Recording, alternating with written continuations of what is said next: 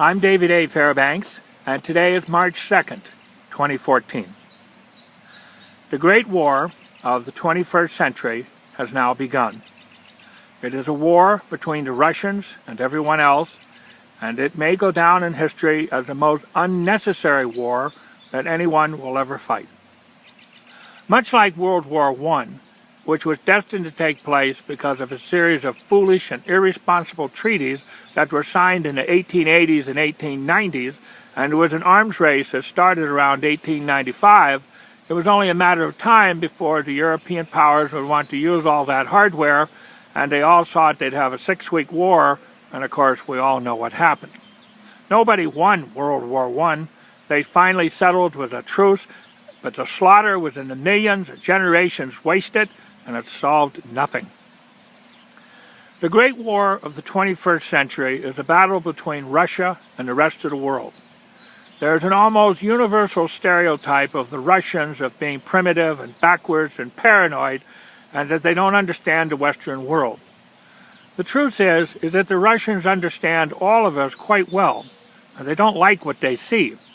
They see a civilization in which making money and materialism is number one, and all forms of human endeavor, culture, and any kind of faith is subordinate to money, and they don't like it. Vladimir Putin is often accused of being the last vestige of the Soviet Union. He's not. Vladimir Putin is a nationalist. He is a Russian who wants Russia to be treated with the kind of respect and reverence that the United States and much of Europe, Brazil, and China get without asking.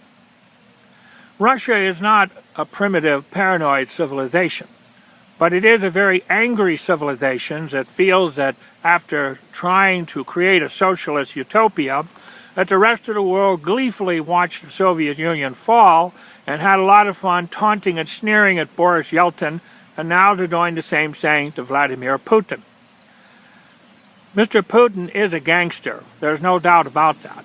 And gangsters don't like to be sneered at, and they don't like to be humiliated, and they will hit back. We don't seem to understand that, or it's convenient for us not to believe it. The United States is the most spectacular superpower that has ever existed in the entire history of the world. There has never been an economy, and there has never been a military, anything remotely approaching that of the United States. We have achieved a degree of comfort and material success that is without equal in all of human history. We are, and rightfully so, the most extraordinary people that have ever lived. But if we persist in presenting ourselves as Mr. Fantastic, we are setting ourselves up to be attacked by every sidewalk bully who is looking for a moment of glory. The Russians do not seek to dominate the planet, and they're not going to conquer Europe, and they have no interest in a war with the United States. But they would like to be treated with respect. Intelligence agencies from throughout Europe and the United States, angry at Vladimir Putin's mistreatment of various minorities, including gays, and also wanting to humiliate him at his Olympics, were directly responsible for fomenting and encouraging revolution in the Ukraine. Putin is not stupid. His intelligence agencies know exactly what happened. And they know that the United States, and particularly the United Kingdom and France, were meddling in the Ukraine for months in advance. This kind of behavior only leads to disaster, and now that disaster has come. The Red Army has no interest in fighting with civilians in the Ukraine, but you can be certain that the civilians in Ukraine will be jacked up by radio, the internet, Facebook, and everything else, that they have to stand up to the Russians. And eventually, innocent Ukrainians in delusional fantasies of glory are going to get themselves slaughtered at the hands of terrified Russian soldiers who do not want to die. Most of those Russian soldiers are kids or young men in their 20s, and they want to go home to their girlfriends and their babies, and they want to live a life. They don't want to die in the Ukraine. So the violence will come. It will come because of miscalculations, misunderstandings, and missteps, and people trying to look tough and ending up dead.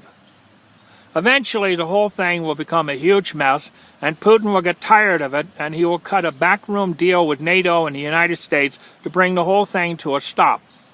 which means that the European Union, the International Monetary Fund, and the World Bank will have to finance North Ukraine, and the Russians will have to find a way to make South Ukraine safe and successful so that the factions are not fighting along some DMZ. None of this is going to look good. All of it is going to be expensive, and people are going to die for nothing. At some point, the West and the Russians, they're going to have to sit down at a table, and they're going to have to agree to disagree without being disagreeable. They're going to have to find a way to get along. If we do not do that, if we do not find a way to just leave each other alone, then there will be another world war.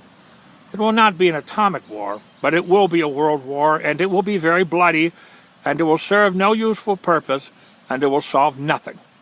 We did that once before, and we seem to be heading in that direction again. What a waste. I'm David A. Fairbanks on March 2nd, 2014. Thank you for your time.